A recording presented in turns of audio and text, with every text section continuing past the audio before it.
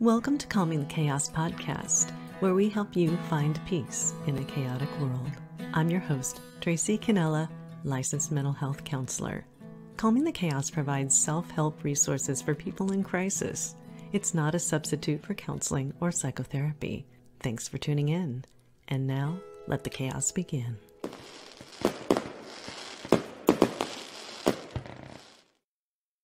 Eating disorders are debilitating and potentially deadly mental health conditions that affect people of all ages.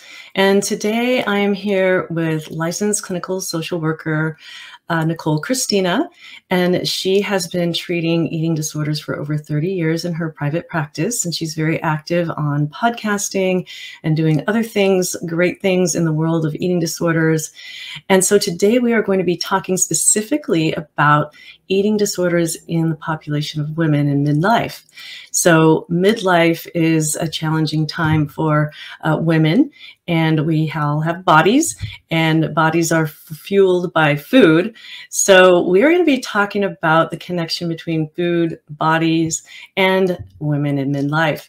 And so now I'd like to welcome Nicole Christina. Nicole, welcome to Calming the Chaos podcast. Thanks, Tracy. I'm very happy to be here. Thanks for having me.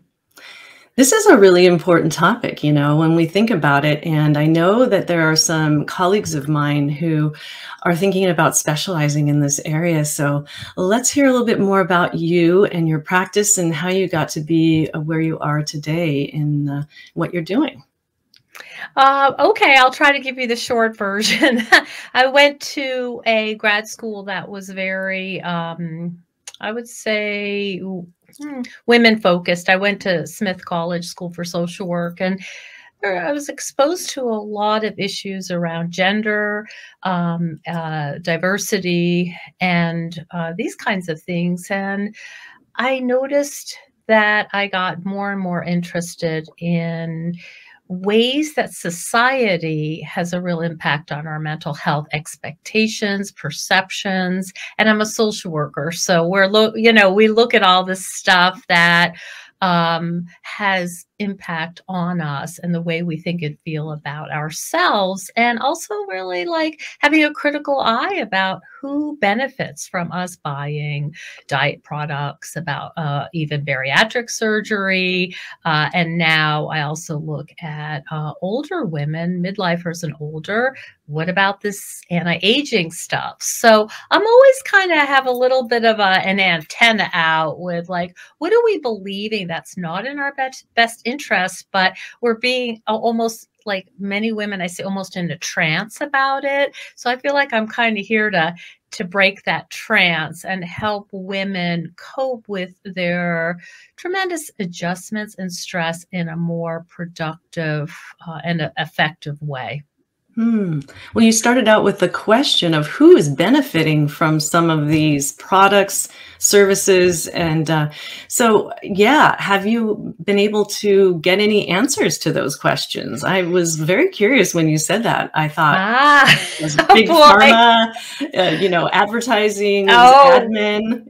Yeah, there was a quote I saw many years ago that really got my hackles up, and it was an executive,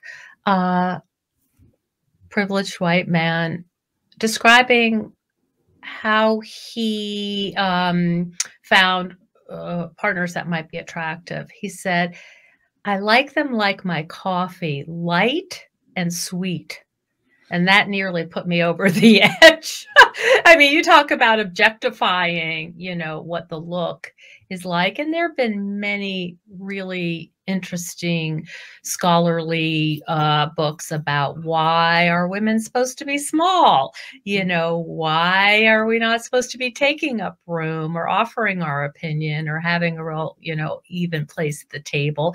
So there's so much to this. And, I've read a lot of it. I'm not an expert in that, but certainly, there's social and political reasons why women are preferred to be smaller. And many women at this age are saying, I have too much talent, wisdom, and skill to be focusing on carbs.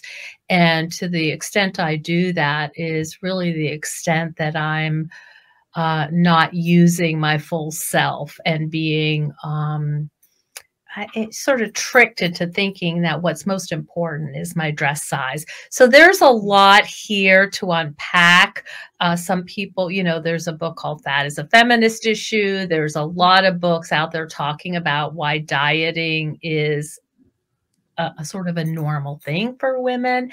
Gets really interesting and complicated at middle age because, especially around sort of menopause, because there's so many changes.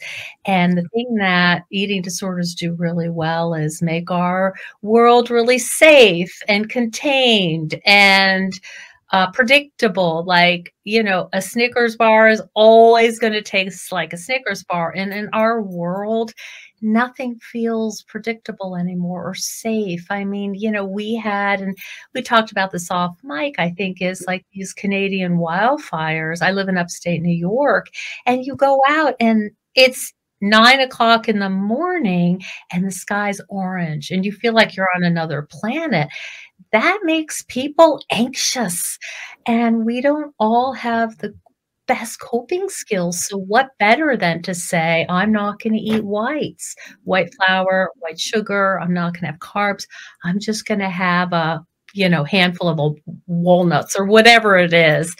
And it just helps us feel some sense of control in a world that's getting crazier every single day. Right. Yeah.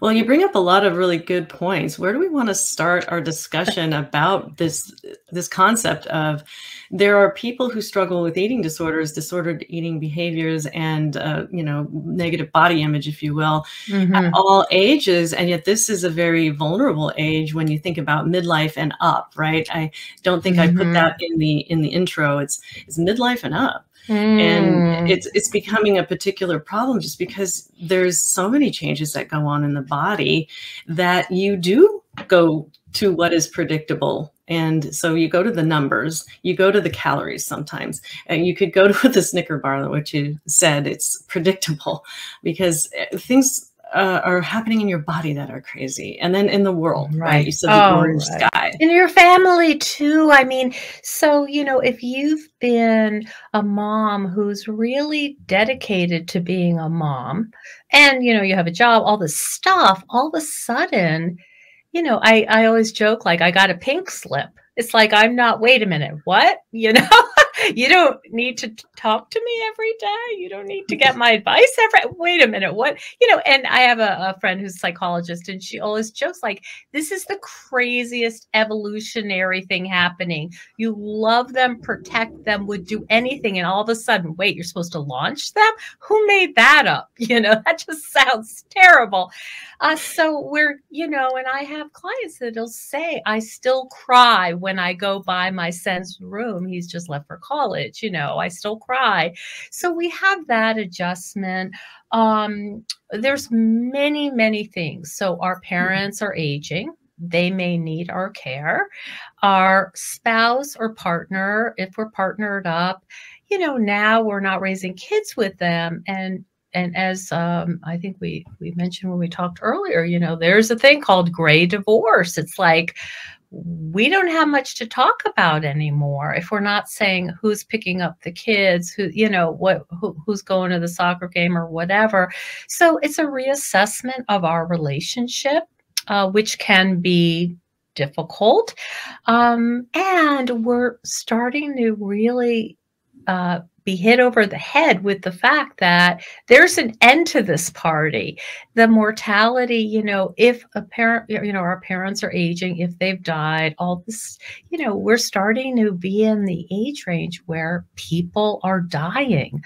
And if that doesn't, whack you upside the head to say I'm next, those are thoughts and feelings that are really hard to know what to do with. We have also a death illiterate society. So it's not something that necessarily you're going to talk to your walking buddy about. So we're holding all these feelings. And, I think that my approach about like, how is this helping, can be not, doesn't bring up as the defenses, because we're not about to say, don't restrict, you've got to eat fats. Fats are, that doesn't work. So I go in sort of a sneaky way. Tell me how it helps. Give me examples of how restricting has really been helpful, or going to the gym and working out for 3 hours. What does it do for you? So we get underneath that, and then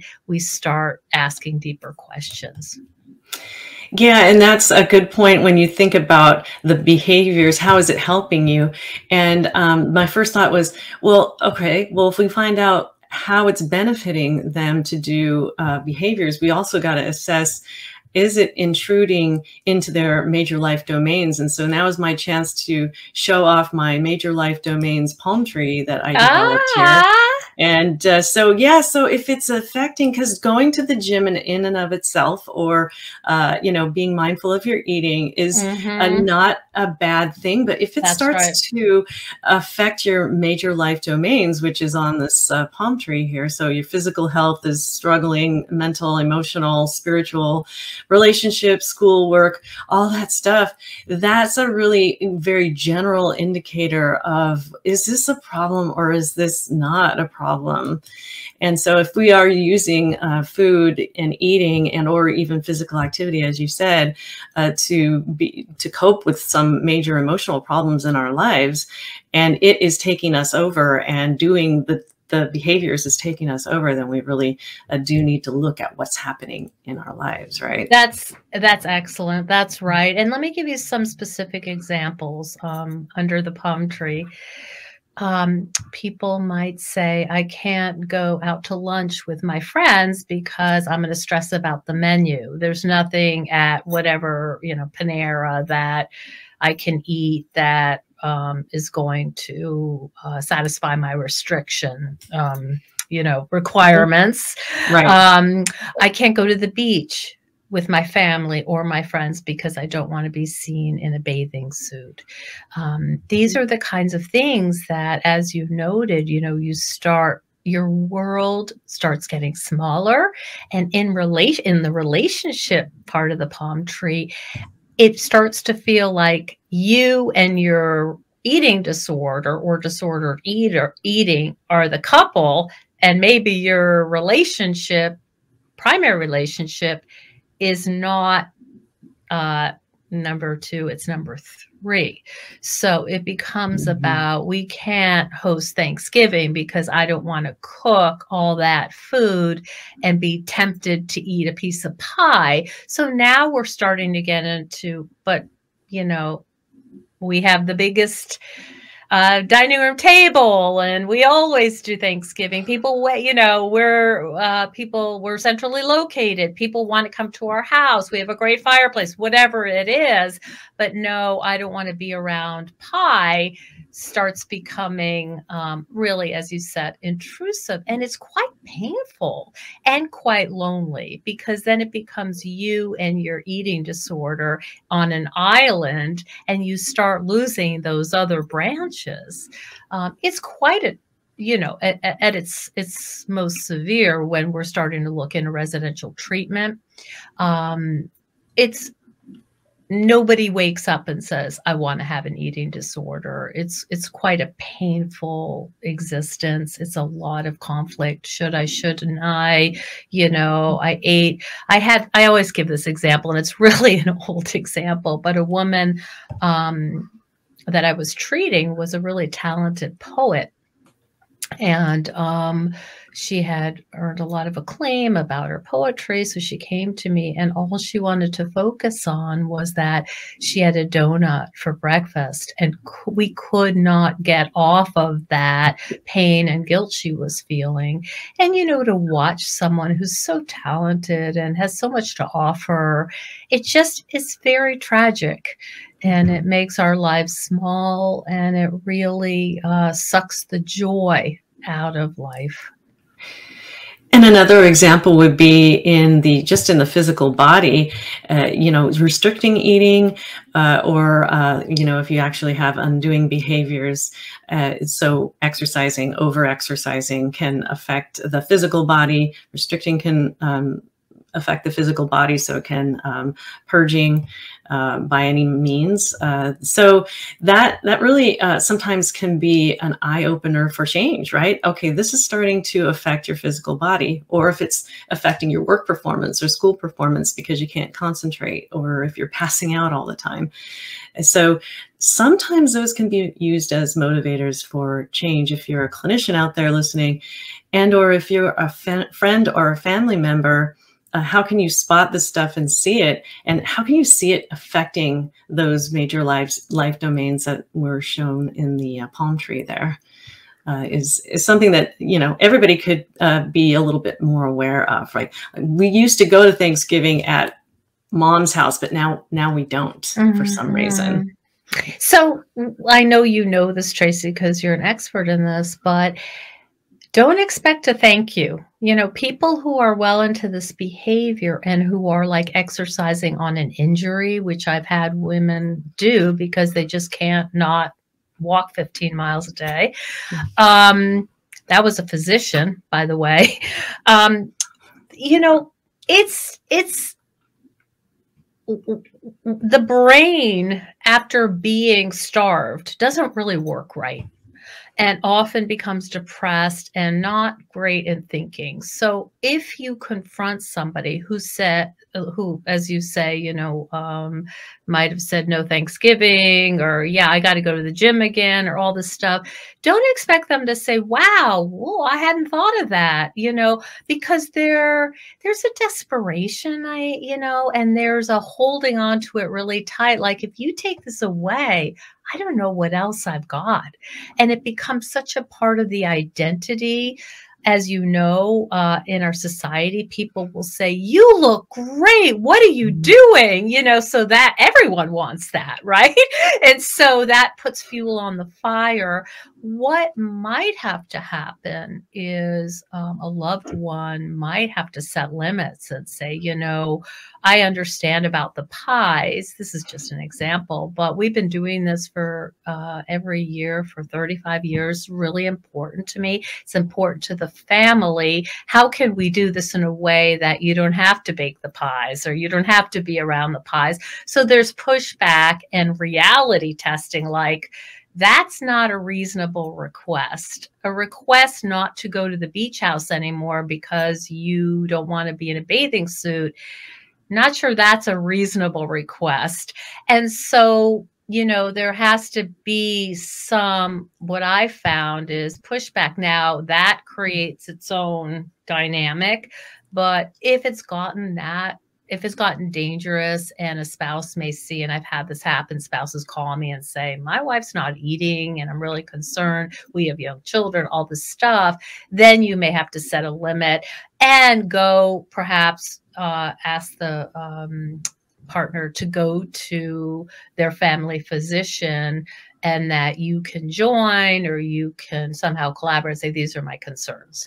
So it's sometimes you really have to step it up. It's very tricky because, as I said, people who are fully into this behavior, it's working for them at some level. Right. And then you have that, it almost becomes sort of delusional, like, I can't eat a piece of bread because I'll gain 2 pounds. Well, no, because the bread's not even 2 pounds. Like there's a lot of magical and anxiety and stuff that's not accurate. So depending on how far you've gone, you may have to step in. Just like if you thought your partner was having a serious other kinds of illness, that you have to say, listen, you've been having a lot of heart palpitations, and if you're not going to go to the doctor, I'm going to have to be pushy about that.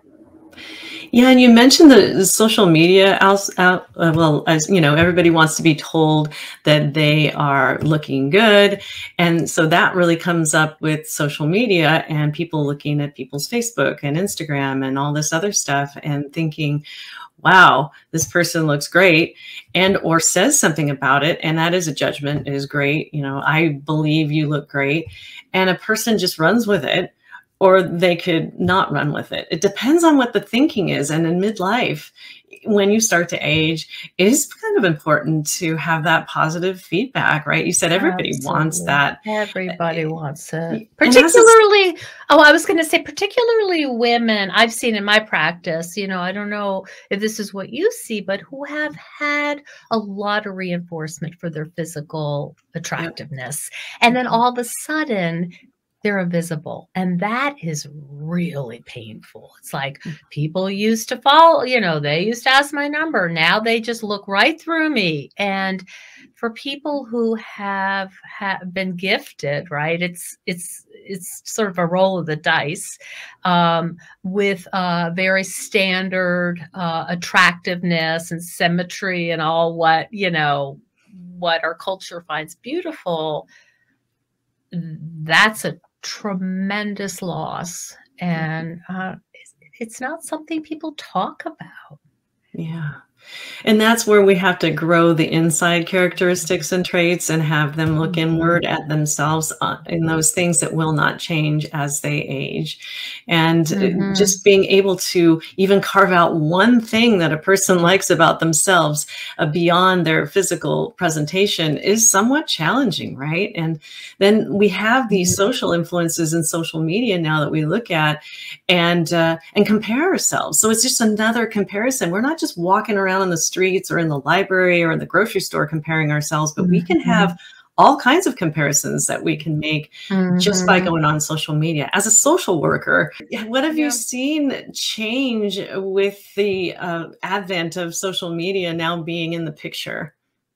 Yeah, bad. Just said basically terrible. Well, then the other thing we have, and it's not, again, talked about much, but you know, my show is about aging and all of the joys and the challenges. And this is one challenge, but we have now this phenomenon that are people who are super agers, right? And so they'll be celebrated for not looking 70 or for being able to run a marathon. And it leaves us regular people who actually are like, wow, wrinkles, age spots. I am not willing to get plastic surgery or laser. I'm just not willing to do that. And I can't run a marathon. I can do daily walks with my dog, feels great. I play tennis, I'm active, but I am not a super ager and I never will be. So it's not only like looking around and, you know, seeing people who put on makeup nicely or have nice clothes or having a life that looks really different than a regular person's life. That, you know, now there's also this thing like you can't age with all of the accompanying losses. You have to be a super ager, and that's a whole other thing. And then you look at these people and they're, you know, they're beyond fit. And so you're like, how much time does it take for you to do that? And that's my first question always, like, how much time are you spending on that? Yeah. and let's be honest, you know, are we moving into obsessive? You probably know that there's such an uptick in people signing up for marathons now that they've had to, it's overwhelming. And they've added a lot of marathons on, and many of these are midlife plus women wanting to sort of super age. And I think that's tremendous pressure. And that's another sort of online kind of thing where you're getting these communities of people who are like, I bet you don't realize I'm 70 because I look 40. Well, I actually look exactly my age. More so when I put my glasses on and I look in the mirror. I see things I didn't see before. Gosh, I never heard that term super ager before, but I guess it's a thing, huh? It is a thing. In fact, there's some, I think, very well-meaning communities and some beautiful online publications. There are people who do sort of similar kinds of stuff as my podcast, like Zestful Aging, except it's all about, I'm 90 and I ran a marathon. I try not to do that, but that's what they celebrate is, blowing your mind, because we didn't think 90-year-olds could do that. It's wonderful, but don't feel like you have to. Don't feel like you have to have the body that your daughter does when you're 50, 55, 60. Yeah. So when you, I think in your podcast and on your website, do you specialize in longevity and or quality of life? Because I That's think it. that's really what matters is if you can be comfortable in your body, if you can be comfortable with who you are, and you can take the best care of this vessel that you have to carry you through life. And so longevity is a thing. It does not have to be an obsession. Is that kind of what your message is? I think that's really well put. We call it health span now. It's not just, how long you live, but how well you live. And so there's things that are clearly help us live longer, and it's not drinking kale smoothies. And that's kind of blows the lid off of a lot of this stuff. It's like, I'm going to, never eat some, it's got to be organic. I'm all for organic, but some people can't afford it, or it may not be available, or, it's whatever. Don't get so obsessed with it that it's causing stress. And what people find really surprising is, yes, eating well, of course, we're feeding our brain. Absolutely. Exercise, but those are not the top factors that keep us really healthy. It's being in relationship. And the newest research, which I thought was fascinating, and I was happy to hear because I'm very chatty with my neighbors, is it doesn't have to be about intense, intimate relationships. It can be seeing the postmaster, or, it can be like on a walk and you're on a trail, you say good morning. Who knew that was really gold in terms of how we're programmed to feel our best and how to have optimal brain function?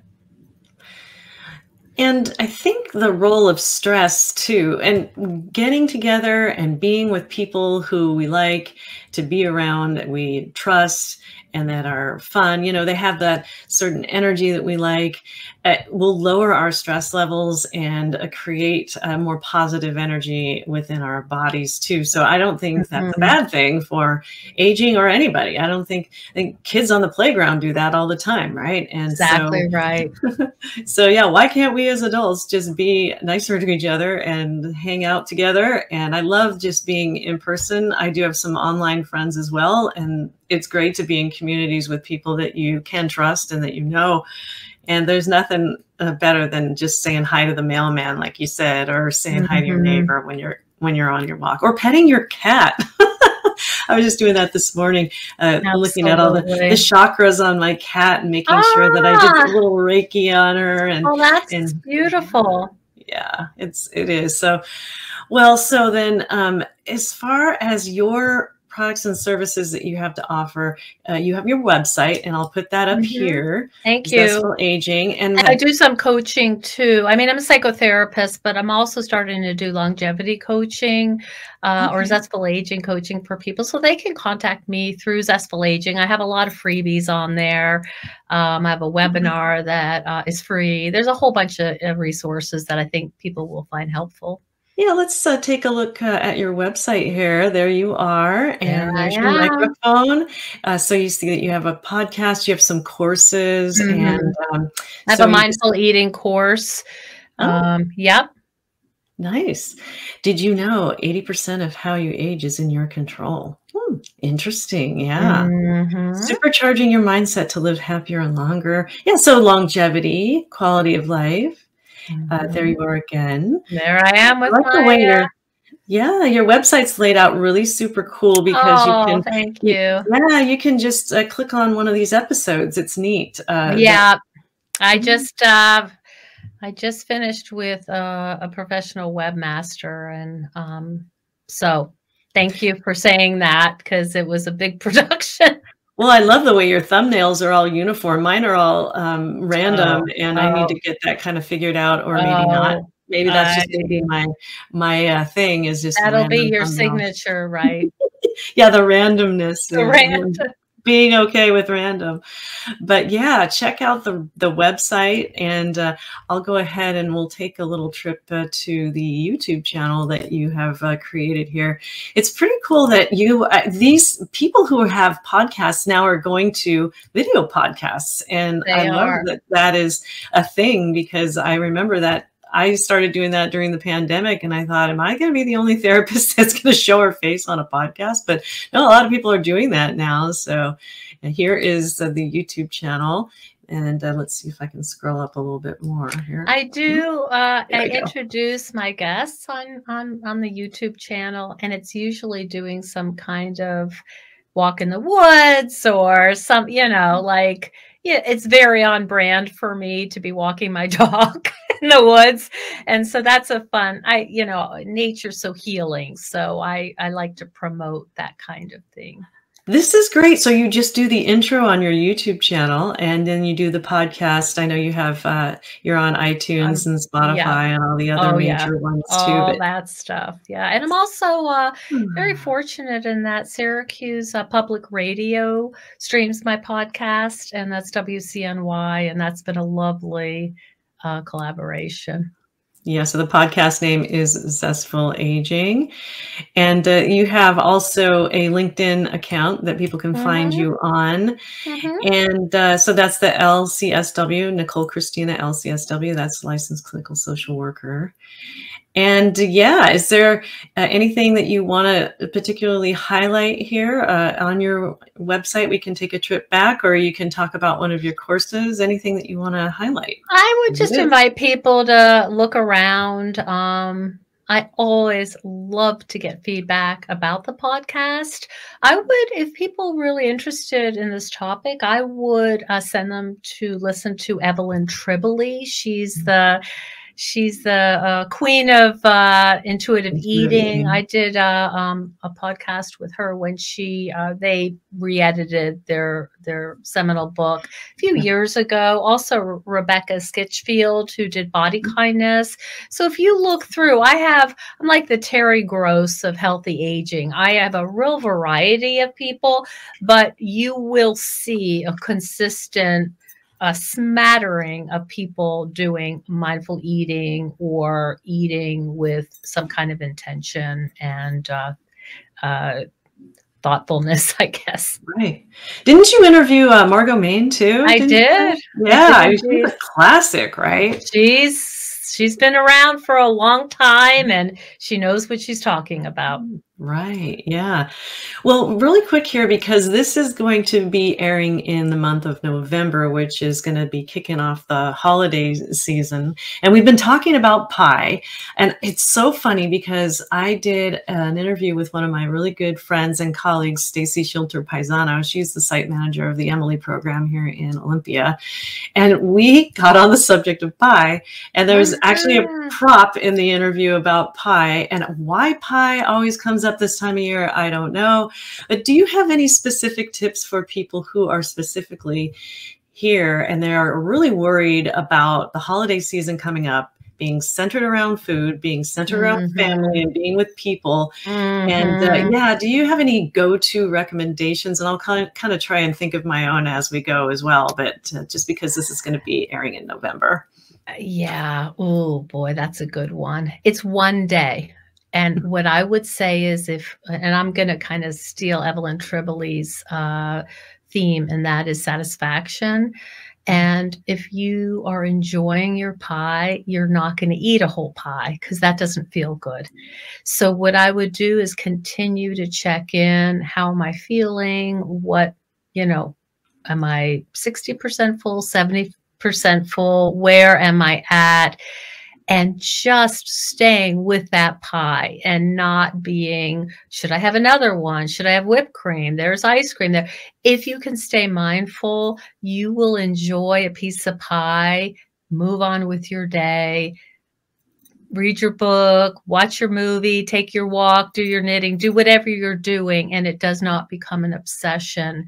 And it is only truly one piece of pie. Your body is really smart and it knows how to metabolize a piece of pie. This too will digest. Right? I love it. Yeah. That's awesome.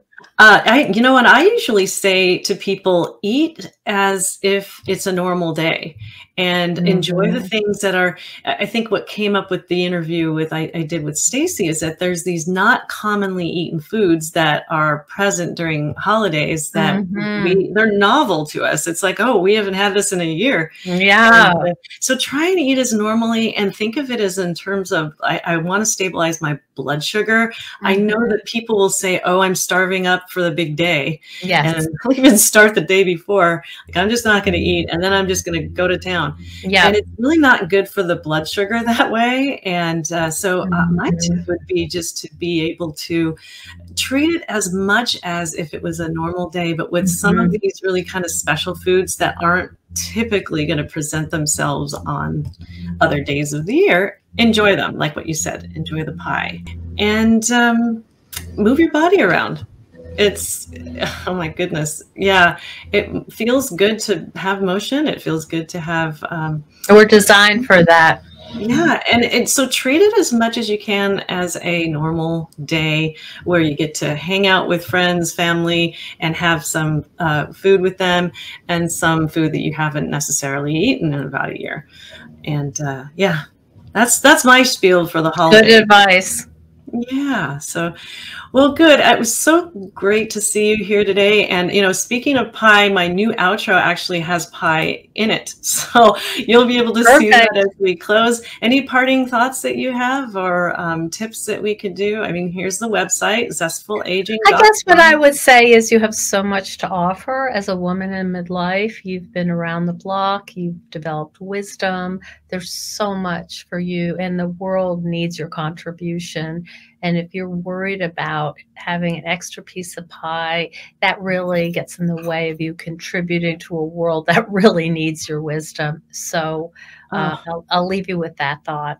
Yeah, that is a great thought to be left with. And remember your internals. Your outer body might change, and some of the stuff in your workings might change, but you are who you are. Unique contributions are welcome. All right. Well, thank you so much, Nicole, for being on Calming the Chaos My podcast pleasure. today. And we'll go ahead and watch me eat some pie. That sounds great. Thanks, Take Tracy. care. Thanks for listening to Calming the Chaos podcast. If you found this podcast interesting or helpful, please like, subscribe, and share it with your friends. You can also go to www.calmingthechaospodcast.com to listen to all Calming the Chaos podcast episodes. I look forward to sharing my next podcast episode with you. In the meantime, take care. Howl at the moon or something like that.